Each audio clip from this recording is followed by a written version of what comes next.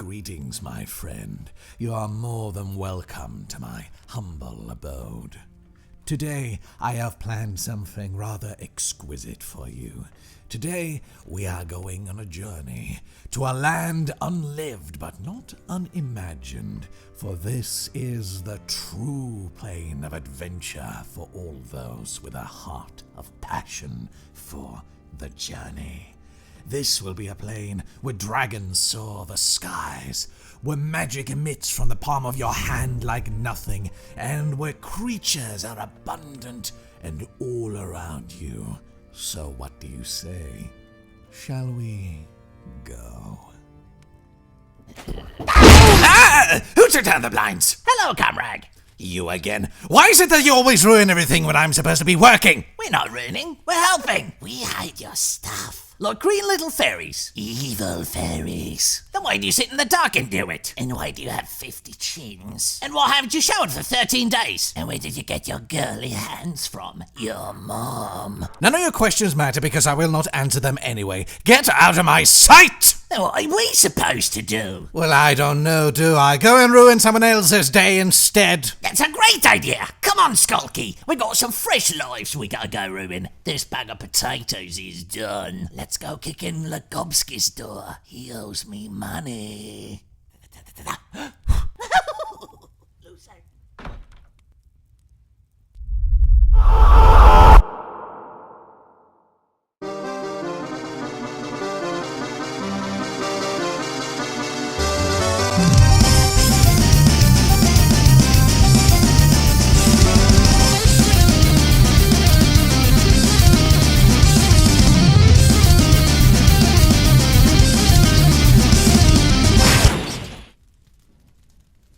So what do we do now then? Shut the hell up. We might just be able to get out of this alive if you're just following along, okay? Okay.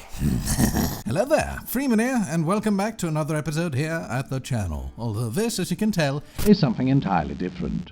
And there's a good reason for that. It's the fucking Tissa minute. Yes. See, I've been wanting to talk about Dungeons and Dragons for quite some time, though I've never really gotten into it. And the reason why is because a lack of skills, really. Not because I don't know the topic I'm about to talk about, but rather because of the fact that I don't have the skills to make all of this shit. So, I just wanted to wait until I had that. And now that I do, it's time to get into Dungeons and Dragons! 1974 is the golden year upon which we first laid our eyes on Dungeons and Dragons First Edition, released by Gary Gygax under TSR. He expected at the time to sell around about 50,000 copies, but by 1979, they had sold 146,000. So yeah, they did pretty well. But D&D itself has a lot of prehistory that's quite interesting as well. For example, in the 1960s, there was the linguist M.A.R. Baker that made the war game called Tecumel. I hope I pronounced that correctly. I've no idea. Fuck the French. And in this day and age, Dungeons & Dragons has become the grandest known role-playing game of all time, and even its hiccups has a loyal follow base. For example, 4th edition, that introduced a lot of strange shit, still does have a loyal follower base, and one amongst them is Pro Jared. But the 5th edition, which we are currently in, is the most popular one, and for very good reason. It is extremely easy to pick up and extremely easy to start with as well. You pick your race, you pick your class, and you make your stats. And there you go, character completed. Oh, sweet. I'm gonna make a big dick pally rogue. What are you gonna be making, Skulky? Satan himself. Yeah, I think it's time we go on to the segments. But Dungeons & Dragons is so well known, it doesn't need an introduction to its setting, does it? Well, it might not need a full introduction, but a welcoming mat is always nice. So instead of giving you an introduction to the setting, I'm going to give you an introduction to something far more important, and that is the concepts and the do's and don'ts of being a player, being a dungeon master, and doing homebrew. So everyone can be a good role player. Why, yes indeed. Furries too? No. So here we are. The invitation has landed in your lap, and you are now invited to your first session of Dungeons & Dragons. And I'm certain that already thoughts are going through your mind of the quests, the battles, the interactions, and of course, companions. But with all the thoughts of the fun you'll have, there is one central thought that is probably taking up most of the brain space, especially if you're new, and that's what's expected of me. Must I come to the table knowing all of the rules, all of the dice to use, all of the spells, and how components work, and how the 5 feat rule works and what weapons obey it and what doesn't. No, no, no. No, you do not. You're new. They can't hold over your head that you should know everything by start of session 1. That is just stupid. If it comes to the conclusion that they are being extremely bashful over it, you have every right to call them out on it, because common courtesy still applies, regardless of game or not. Something that you, though, should think of is a few things to bring in your back pocket when you come to session 1, as a sort of courtesy in return for the one that you are being given of being invited to the game. So then, what is expected of you? I'd say there are 3 very important things that you would need in order to make sure that you are set for session 1, and this is what you do. Communication, and I cannot stress just how important it is that you all communicate with each other. Players and dungeon masters alike, no tribalism, no nothing. Keep an open channel, because it is very important. Not only will you find out what sort of session is in mind, what sort of characters are being played, what sort of setting it all is, but you also get a good idea of what sort of players and dungeon masters you have with you. It is a chance to vet them. It is a chance to be more incorporated in what is going to be there, because you have your expectations, but so do they. And always, always, always make sure that you know what it is that they hope to get out of it, what their inspirations are, what their motives are for the game, in a fashion that allows you all to work together before it has even begun. You have to be able to tell them what it is that you don't want in the game if it is uncomfortable or something that you really don't want to touch on, and this helps heightening the fun factor by a tenfold. Secondly, you have the basic rules, and with that you can choose one of 2 options, although I recommend both, and that is the player's handbook or a character sheet. And you might think already, ye veterans out there that are looking, that you need more to play a game of D&D than a character sheet. And this is true, but when you come to your first game, you might not have the time or the ability to read up on the player's manual, and as such, given just a simple paper can be the one thing between a good game and a bad game. And I think for a start, this is enough. And hey, a lot of the times, as far as I recall at least, people's first introduction to Dungeons & Dragons when it comes to being prepared was that all they needed was a character sheet. And therefore, I am going to go by that distinction for this time. Let the character sheet be your guide and inspiration as you go through all these various terms like armor class, current and temporary hit points, and animal handling. And if it comes to the conclusion that you don't know what they mean on the face of it, go look it up in the player's manual, link in description. And if you can't be asked to do that, search it up on Google. And if you can't be asked to do that, ask a friend. And if you can't be asked to do that, play Snakes and Ladders and leave my game. If you choose the quick and easy path, as Vader did, you will become an agent of evil. Patience. When you start with a book, you don't start in the center of the book. You start on page 1, and the same should go for your character. It takes time to get to these things. You practice patience, and humble patience is great. It allows you to build that character that you want. You don't immediately start as Kronkhonk the Destroyer. You don't immediately start as Jester. They all have humble origins, and you should strive to have that humble origin of your own. This is your story, not their story, retold through your words. This is your time to shine, and everyone will get their time in the limelight.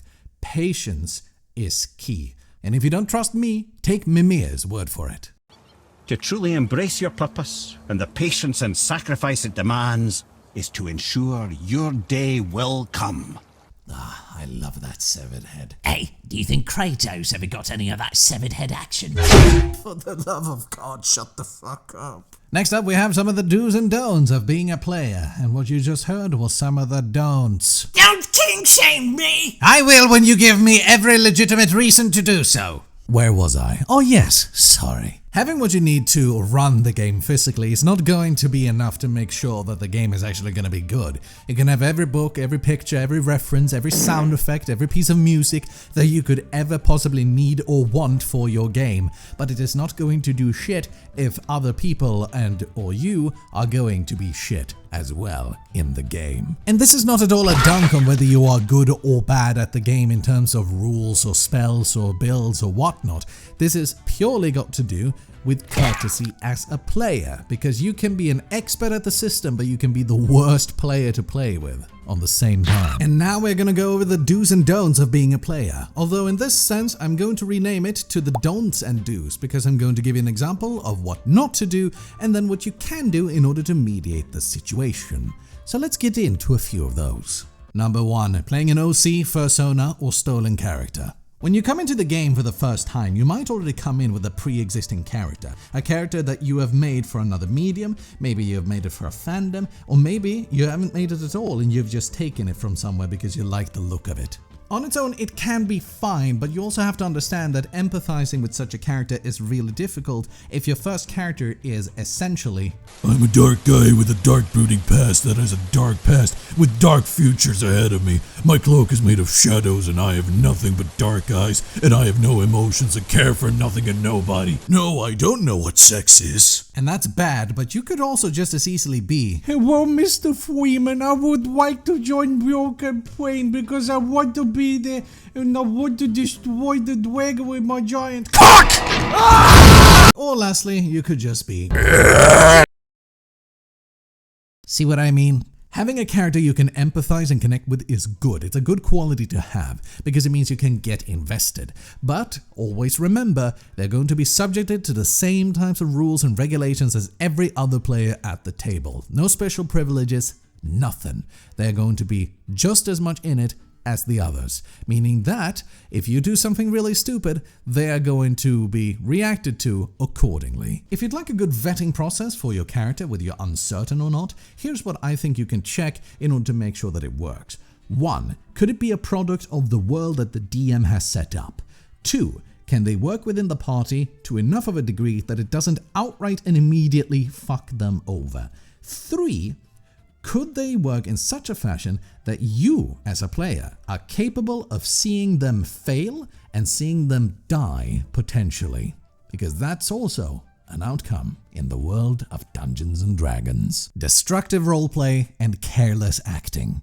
I'm just doing what my character would do. Bad players will use this excuse for bad behavior so that they can get away scot-free without having any penalties for it. The problem though is that they're sucking the fun out of everything else and making it all about them. This line of argument in and of itself is not necessarily bad, but in these circumstances it's pretty much always bad. It'll rob the other players of an ability to act in the world because they did something really, really bad and are now associated with that which was really, really bad. And the one player gets all their attention on them, which is probably why they did in the first place, to get attention, spotlight hog, or just play out a power fantasy that's really bad. Types of roleplay. See, the thing is that when it comes to roleplay, you are given a lot of autonomy in D&D, but it's also expected in return that you are using it professionally. And when I say professionally, I mean that you're using it within the world's standards, within the situation's standards, so to say, and the social situation that you're finding yourself in with the other players. Because the way you roleplay doesn't just transcribe onto the world, it transcribes to the entire table. You chose an action in a world that doesn't exist, sure, but you still chose that type of action, and it puts a certain look on you, doesn't it? So for example, don't erotic roleplay out of nowhere, don't kill everything around you out of nowhere, don't be extremely rude to your players and everyone else around you out of nowhere, even though it's supposedly in character. Don't try to halt them in their advances and make them fail at every opportunity you get. It's just gonna make the roleplay a hell of a lot more sour if you're just there to ruin it for everyone else. And that's not to say you can't do erotic roleplay or violent roleplay. You just have to make sure that your intentions are clear and that you can be open about this with your dungeon master and your players to make sure that it can be a smooth transaction into that thing. Metagaming. This is the best way to kill any form of suspense that a party might have. Yeah, it's not good. Okay, so metagaming. Metagaming is basically oversharing of information, and it's a really bad thing to do because it kills suspense really hard and makes the role-playing experience and immersion into basically nothing because you're just sharing all the information and not letting the situation at hand get the certain gravity that it deserves to have. If you really want to hurry things along, or if you're really impatient about a situation, try instead and inject your character in the situation.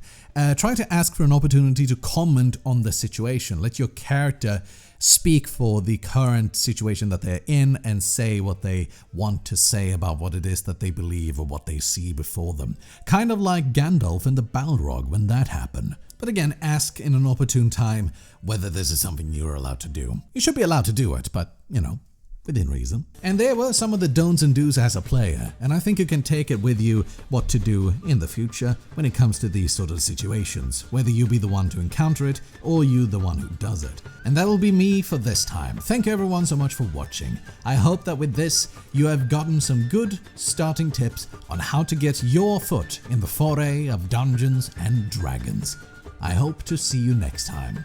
Right, why do you say hope?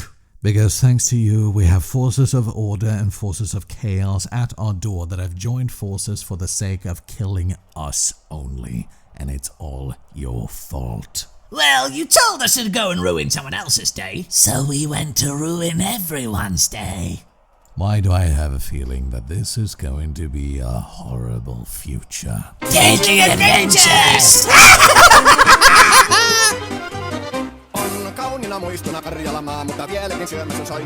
Hey guys, Freeman here. Thank you so much for watching today's video. Please remember to like and subscribe and share the video around, as it does help me a lot. And for this video, I want to give a special shout out to Megaraptor, who allowed me to use his metal version of Säkkijärven polkka for the newest intro that you saw here on the channel. I hope to do these videos more in the future. We'll see when I can do them, but I'll do my damnedest. Till next time guys, see you around.